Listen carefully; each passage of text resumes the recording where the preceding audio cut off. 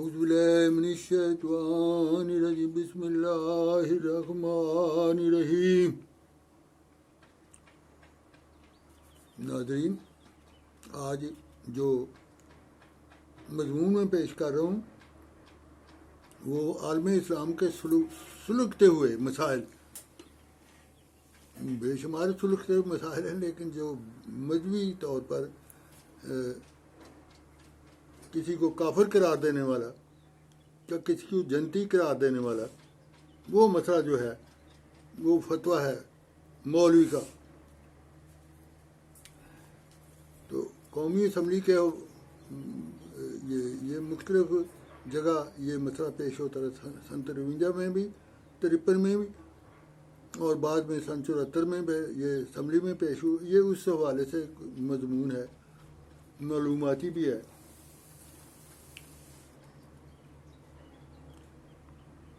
احمدیوں کے خلاف آئین میں مجوزہ ترامیم، اللہ اور رسول صلی اللہ علیہ وسلم کیا کہتے ہیں؟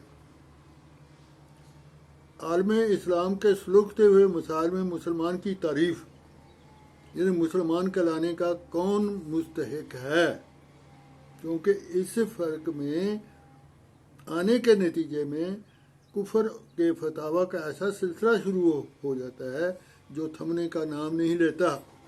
ایک فرقہ دوسرے فرقے کو کافر قرار دے رہا ہے، پھر سب فرقے مل کر مہدی موعود کو ماننے والے فرقے کو، ایمان لانے والے کو کافر قرار دیتے ہیں، اور بے شمار باتیں ہیں وہ تفصیل بتانے کی کہ کیا محبت کا کیا کتنا اظہار ہوتا ہے ان کے ساتھ۔ پنجاب یہی مقدمہ پھر پیش ہوا جب فسادات پنجاب کے ہوئے، تو پنجاب پاکستان یعنی سن 53 کی تحقیقی عدالت میں بھی یہ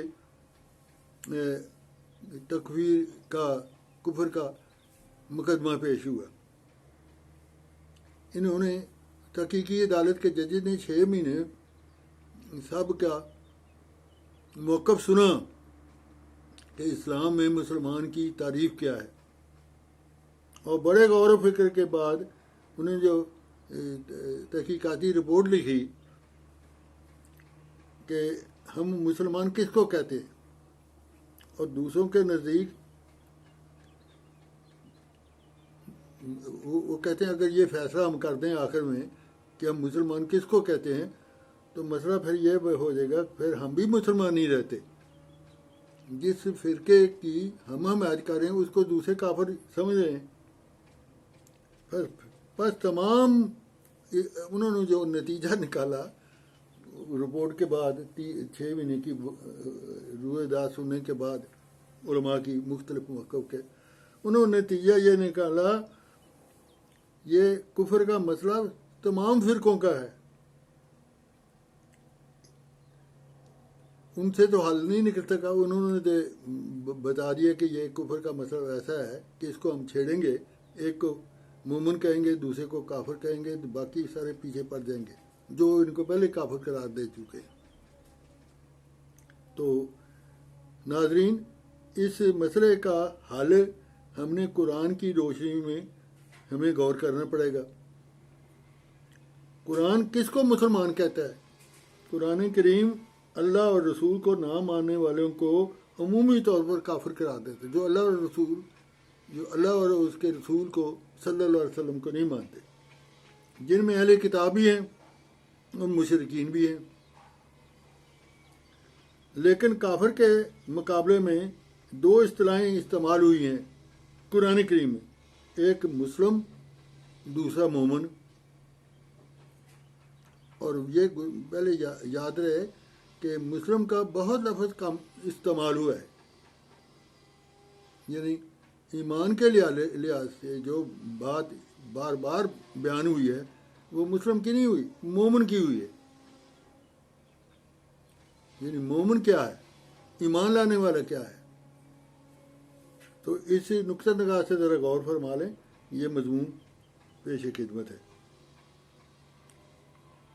یعنی اسی اصطلاح میں انبیاء کے تمام متبعین کو بھی مسلمان کہا ہے، اصطلاحی معنی ہے یہ.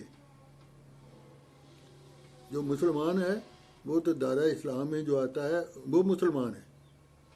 اصطلاحی معنی میں تو تمام انبیاء علیہ السلام کو سورۃ بقرہ آیت 113 میں تمام کو انبیاء علیہ السلام کو مسلم کہا ہے قرآن کریم میں. اور آن سلم نے سورۃ حجرات میں آن سلم نے اسلام اور ایمان کے فرق و فرق خوب واضح کر دیا اور بتایا گیا کہ ایک پہلو سے محض لفظی اظہار میں اسلام کا نام ہے. بھائی جو لفظی اظہار اقرار کر رہا ہے نا دل کے اندر تو کسی کے داخل ہو کر نہیں دیکھا جا سکتا. جو ایمان کا اظہار کر رہا ہے اقرار کر رہا ہے تو وہ کہتے ہیں وہ مسلمان ہے. پھر دل کی کیفیت بیان کرتا ہے سورۃ الحجر میں. دل کی کیفیت کیا ہے؟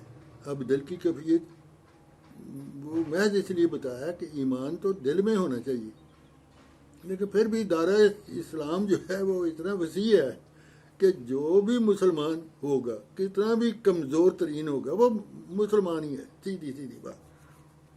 پھر سورۃ حجرات کی اگلی آیت میں مومن وہ ہے جو اللہ اور اس کے رسول پر ایمان لاتے ہیں، یعنی بنیادی اکائی ایک ہی ہے کہ اللہ اور اس کے رسول کی قبولیت کا لفظی اظہار اسلام ہے اور اس سے ہی مسلمان بنتا ہے.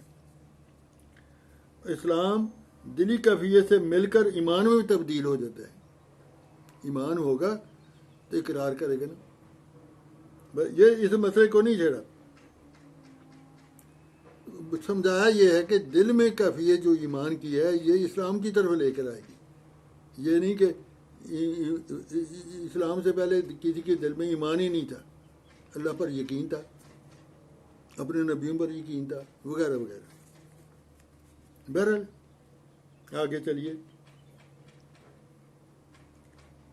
بس اللہ اور رسول کے اقرار سے ہی ایک شخص مسلمان بنتا ہے. اقرار لفظی. احادیث کی کتب میں اسلام لانے کی بنیادی شرط بھی اللہ اور رسول کا زبانی اقرار ہی ضروری قرار دیا.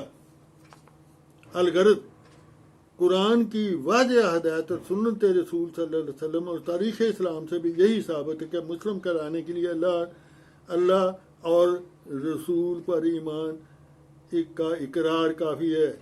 یہ میں اس لیے تفصیل بتا رہا ہوں کہ ہم اللہ پر بھی ایمان لے آئیں اور حدیث پر بھی لے آئیں، قرآن پر بھی لے آئیں، رسول صلی اللہ علیہ وسلم پر بھی لے آئیں. ہمیں تو کہ ہمارے لیے یہ سب کافی. اور ان کی تعریف ہے تو اس تعریف پر پورے اترتے ہو کہ نہیں. اچھا خیر،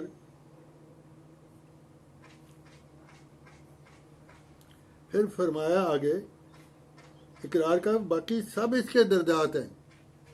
ایمان کا اقرار کر رہے ہیں، ایمان کا اقرار کر رہے ہیں تو یہی کافی نہیں، باقی تو اس کے درجات ہیں. یہ تو زبانی اقرار ہو گیا، باقی اس کے اعمال صالحہ میں ترقی کرنی ہے، ایمان میں ترقی، یہ آگے اس کے درجات ہیں. جتنے وہ ایمان میں بڑھتا جائے، عمل صالحہ میں نیکیوں میں بڑھتا جائے گا، اتنا ہی وہ ایمان میں بڑھتا چلا جائے گا.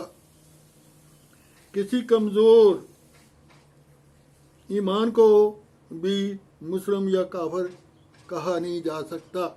یہ میں حدیث کی روح سے بھی اور قرآن کی روح سے بھی بیان کر رہا ہوں.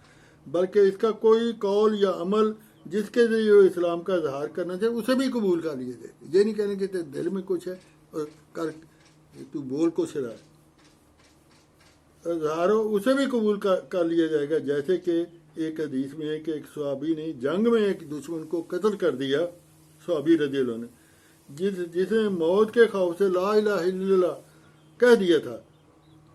تو انہوں نے آ کر بتایا رسول خدا صلی اللہ علیہ وسلم کہ اس طرح میں واقعہ ہوا، میں نے اس کو قتل کر دیا. رسول خدا سے سخت ناراضگی کا اظہار فرمایا کہ قیامت کے دن خدا کو تو کیا جواب دے گا. دل کی حالت تو اللہ تعالیٰ کو پتہ تھی. صحیح بخاری یہ حدیث ہے. فتح مکہ کے موقع پر ہزاروں مسلمان ہوئے، قومی اسمبلی سے پوچھ کر نہیں ہوئے، یہ وہ الفاظ نہیں کیے انہیں، ہزاروں مسلمان ہوئے، وہ بھی صرف توحید اور رسالت کا اقرار پر ہوئے تھے، یہ تاریخ میں موجود ہے۔ بس ایک شخص اللہ اور رسول صلی اللہ علیہ وسلم پر ایمان کا اقرار کرتا ہے، وہ مسلمان ہے۔ مسلمان کی تعریف کے بارے میں آن کا ارشاد موجود ہے، فرمایا جس شخص نے ہماری نماز ادا کی جو ہم کرتے ہیں، اس قبلہ کی طرف رخ کیا جس کی طرف ہم کرتے ہیں، اور ہمارا ذبیح کھایا، تو وہ مسلمان ہے جس کے لیے اللہ اور اس کے رسول کا ذمہ ہے، بس تم اللہ کے دیے ہوئے ذمے کے ساتھ دغا بازی نہ کرو۔ بخاری کی حدیث۔ بس ہمارے مقدس آقا صلی اللہ علیہ وسلم کا یہ احسان عظیم ہے کہ آن حضور نے نہایت جامع معنی الفاظ میں مسلمان کی تعریف کے ساتھ عالم اسلامی کے اتحاد کی بنیاد قائم کر دی۔